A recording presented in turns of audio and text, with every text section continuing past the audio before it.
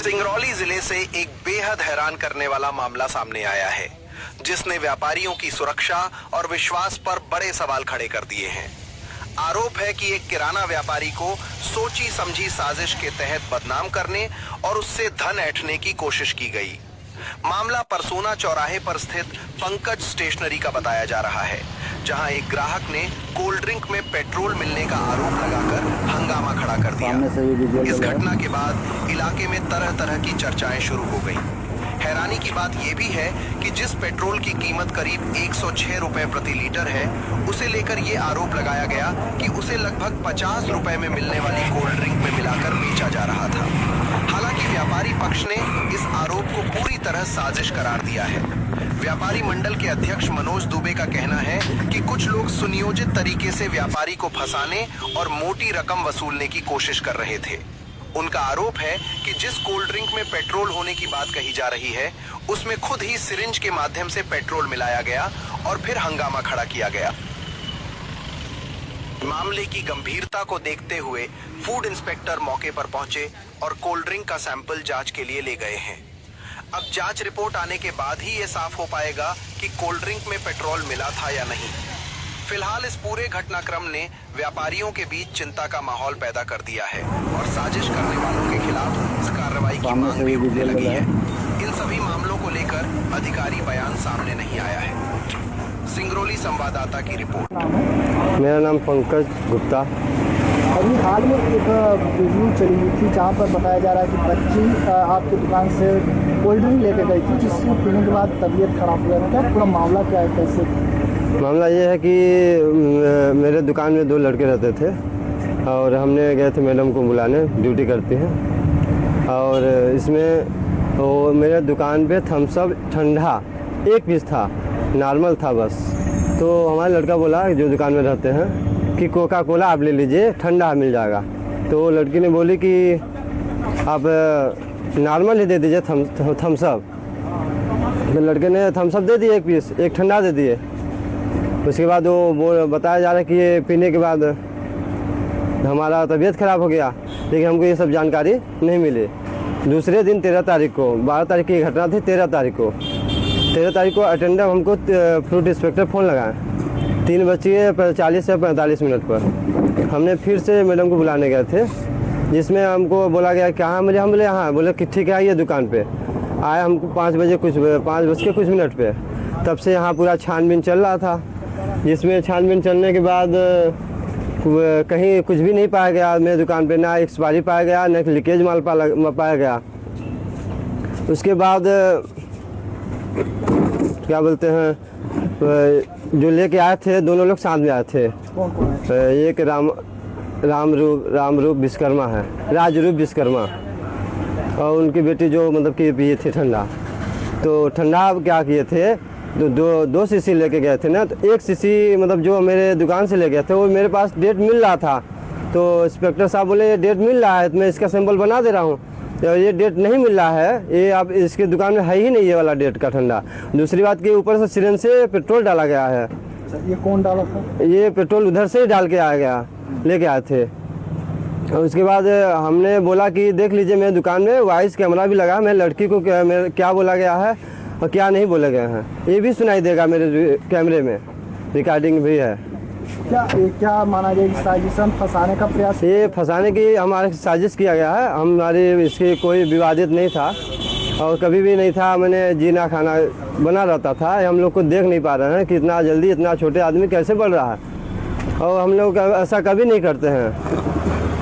Food inspector आए हुए थे तो सैंपल में क्या कुछ पाया, उन्होंने क्या कुछ कहा? हाँ, वो मेरे जो जिस डेट का वो लेके आई थी एक ठो जो पी लिए थे, उसका पूरा हमें उस डेट का मेरे पास मिला।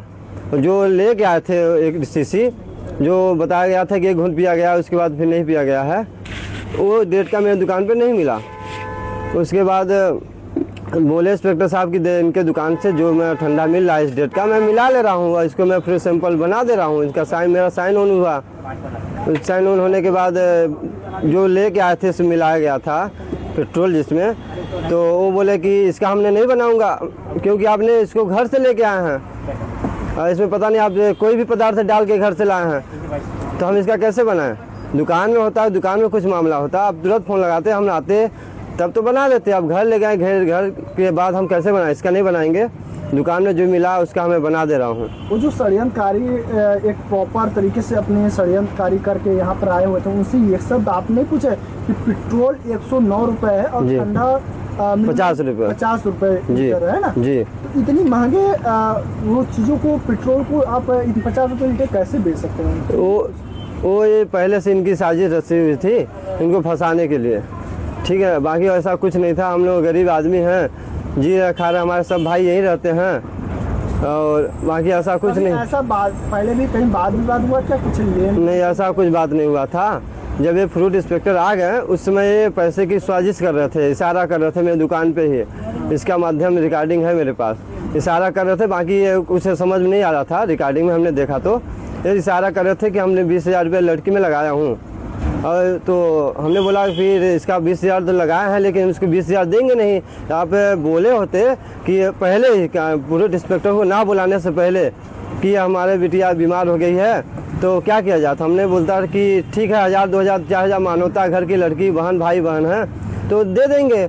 बाकी अब हमारे दुकान में फ्रूट इंस्पेक्टर बुला दिए, उसके बाद हम कुछ नहीं कर सकते हैं। जो करेंगे हमारे साहब आएंगे फ्रूट इंस्पेक्टर, वो जांच करेंगे, जो सही गलत होगा वो करेंगे। अब मैं 1 रुपया आपको नहीं दूंगा। तो इसलिए अब मीडिया के माध्यम से हमारा खबर फैला रहे हैं, पत्रकार फोटो मतलब कि भेज रहे हैं, वायरल कर रहे हैं, हमको बदनाम कर रहे हैं, हमारी छवि को खराब कर रहे हैं। बाकी जी, और बाकी ऐसा कुछ नहीं है। क्या नाम है आपका? मेरा नाम पंकज गुप्ता है। ये कौन सा स्थान है जी? ये कौन सा जगह है? ये परसोना है। मेरे दुकान का फर्म का नाम पंकज स्टेशनरी एंड कोल्डिंग है। मोनू जी, आपका पहले बहुत बहुत धन्यवाद। मैं मनोज कुमार दुबे, व्यापार संघ का अध्यक्ष परसोना का मैं हूँ। देखिए, व्यापार संघ का अध्यक्ष हैं तो व्यापारियों का सहयोग करना मेरा परम कर्तव्य है। तो मैं अपने काउंटर पर बैठा हुआ था तो हमारे सामने एक पंकज स्टेशनरी वाले हैं, पंकज गुप्ता लड़का है, तो उसके यहाँ एक फूड इंस्पेक्टर आए तो हमको फ़ोन किया लड़का। वो यहाँ पे दुकान पे थाने के कर्मचारी थे। भैया हमारे यहाँ फूड इंस्पेक्टर गए हैं, कुछ हमारे यहाँ कुछ बात हो गई है। तो मैं गया उनके पास, तो फूड इंस्पेक्टर साहब बैठे हुए थे, तो हमारा उनसे परिचय था नहीं। तो मैं उनसे परिचय पूछा, अपना परिचय बताया मैं, तो उन्होंने हमको बैठाया तो बोले कि ये विश्वकर्मा जी खड़े हैं, राजू विश्वकर्मा जी, कुछ शिकायत की है कि कोल्ड ड्रिंक में कुछ मिला करके बेचा है। मेरी बिटिया जो है बीमार हो गई, एडमिट है, 20,000 रुपये वहाँ पे लग गया है, सीरियस थी वो, आज वो उसको होश आ गया है। तो मैं बोला कि ऐसी बात हो गई राजरूप, तो हमको, हमारे तुम भाई जैसे हो तो तुमको पहले हमको बताना चाहिए। छोटी छोटी बात हमको फ़ोन करके बता देते हो तो कम से कम ये इतनी बड़ी बात हो कि हमको बताना चाहिए था। तो हमको उन्होंने नहीं बताया। बोले भैया आप थे नहीं थे, फ़ोन कर देना चाहिए था। तो उसके बाद इंस्पेक्टर साहब से बोले सर इसमें क्या होने वाला है, बहुत गरीब लड़का, देखिए इसको, मतलब ऐसा तो करेगा नहीं कुछ मिला बेचेगा कि मेरे साथ आज मेरे सामने 10 साल से व्यापार कर रहा है, ऐसा तो है नहीं है। तो बोले दुबे जी यार मैं अब सैंपल लूँगा, इनका लाट नंबर चेक कर रहा हूँ, जो इस लाट का इनका बाटल है उस लाट को मैं ढूंढ रहा हूँ, तो उस लाट का माल मिला नहीं। तो हम बोले आखिर है क्या? तो बोले कि राज खुद हमको खोल के दिखा, भैया देखिए सूंघिए क्या अपना, तो सूंघिए तो उसमें पेट्रोल की बदबू आ रही थी। हम बोले नहीं यार, एक चीज़ बताइए आप कि पेट्रोल है 110 रुपये लीटर और कोल्ड ड्रिंक है 50 रुपये लीटर, तो कोई 110 रुपये लीटर पेट्रोल मिला क्यों बेचेगा? ये सोचने की बात है। तो मतलब कि ये पेट्रोल या तो मिलाया गया है या मनगढ़ंत कहानी है। तो ऐसा तो है नहीं कि पेट्रोल मिला कोई बेचेगा महंगा चीज़ सस्ते जगह पे। तो इंस्पेक्टर साहब भी बोले देखिए मैं सैंपल ले रहा हूँ, अब मैं आपके घर के बाटल का सैंपल खुले बाटल का नहीं लूँगा मैं। वो चाहे वो प्रयास के खुले बाटल का सैंपल ले लें, लेकिन वो 18 बाटल करीब 18 बाटल उसका पैक का सैंपल ले गए। वो पैक करके सील लगवाए वहीं पे और पैक करके सैंपल लगे, बोले सैंपल ही भेजूंगा, अगर सैंपल इसका फेल पाया जाए तो हम कार्रवाई करेंगे, बाकी हमारा इसमें कोई अधिकार नहीं है। तो जैसा पंकज बता रहा था कि हमसे कुछ सहयोग दवाई ववाई के रूप में मांग रहे थे, तो हम सहयोग कर भी देते, लेकिन अब हम जब हमारा जांच पड़ताल करवा रहे हैं घर गांव का होते हुए भी, मैं इनको मामा कुछ बोलता लगता उनको, तो जब जांच करवाएं तो हम कुछ सहयोग नहीं कर पाएंगे। मैं भी उनको बोला राजू को कि हमसे अगर चाहिए था तुम्हारी बिटिया, तो वहाँ हमारी बिटिया है, तुमको भाई मानता हूँ, तो सहयोग कुछ हमसे ले लिए होते। इस प्रकार से घर गाँव में नहीं करना चाहिए। अब इसमें सच्चाई जो भी हो, हमको लगता है कि वो मनगढ़ंत कहानी है, उसमें कुछ मिलाया हुआ पंकज नहीं है उसमें।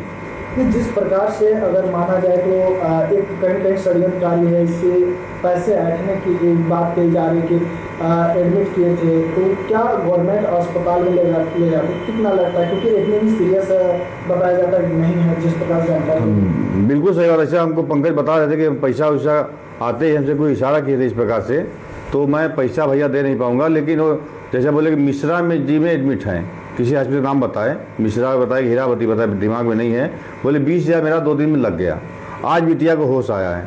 तो ऐसा तो हमको नहीं लग रहा है कि इस प्रकार से घटना थी, इतनी सीरियस घटना थी। देखिए हम लोग पेस्टिसाइड बेचते हैं, हमारा व्यापार पेस्टिसाइड का है। हमारे यहाँ से कई ग्राहक एक बॉटल पेस्टिसाइड पी लेते हैं, 6-6 घंटे में घर में ही बच जाते हैं, कुछ होता नहीं है। तो एक ढक्कन अगर कोल्ड ड्रिंक कोई पी लेगा एक्सपायरी डेट का, तो बीमार होने का उसमें सवाल नहीं है। कुछ न कुछ ये देखिए इसमें साजिश की बू तो आ रही है, जो भी हो। भाजपा सरकार लगातार कहती है आयुष्मान कार्ड भी के लिए, क्योंकि जिन जगहों पर आपने बताया कि एडमिट है, यहाँ पे तो आयुष्मान कार्ड भी लगता है, 5 लाख रुपए दी जाती है, तो उससे भी तो ये सारी दवाएं हो सकती है। पैसे देने के लिए इतनी प्रोपेगेंडा रचने की क्या बात है? बिल्कुल आयुष्मान कार्ड उनके पास जरूर होगा, आयुष्मान कार्ड से इलाज करा सकते थे वो। तो हमसे भी उन्होंने एक चीज़ बोला था कि भैया आप मालिक हैं हमारे भी, आप मालिक इसके भी हैं, तो आप जो फैसला देंगे हमको स्वीकार है। तो फैसला देखिए, मैं सोचा कि मैं अगर बिटिया की एडमिट है कुछ सहयोग मैं करवा देता। जब इतनी बड़ी बात बढ़ गई, फूड इंस्पेक्टर आ गए, तब काहे का सहयोग कराना, और उसके बाद भी हमसे कुछ सहयोग मांगते हो तो मैं उनको सहयोग तो भी मैं देने को तैयार था। मेरी इच्छा थी कि उनको मैं 2-4 हज़ार सहयोग अपनी जेब से कर देता, लेकिन वो लेने नहीं आए।